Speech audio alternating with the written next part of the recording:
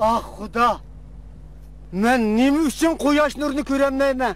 Men nima uchun og'ilarimning chiroyini ko'rolmayman?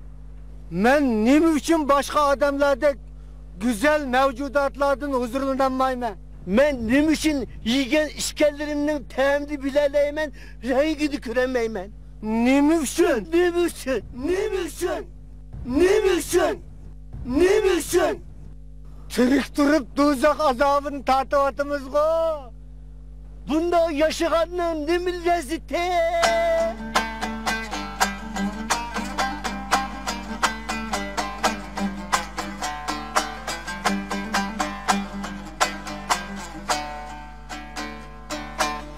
Ululandık. Şunda kılaylı. Kandak uluvasak ola. Taptım. Esilip uluv olaylı. Yok. Doğru yap uluvalaylı. Yok. Doğru işi bir şaşkan bulmasak dinadın seklep uluv olaylı. Yok. Aşklı uluvalaylı. Yok. Onun da bek kıcılıp gitmez. Tumburumuzu kesip uluv olaylı. He? Yok. Taptım. Derya seklep uluvalaylı. Pakizak ölmez. Yıkıllık ağinem. Doğru dedim. Şunda kılaylı. Cüre. Suvayan tapına. Cüre. Derya büyük manayla cüre. Bana.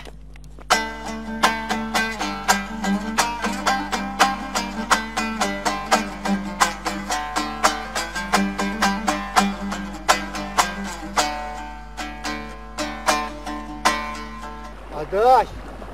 Az kaldık mı ha? He, kaldık mı? Şundan hava çıkmadık o.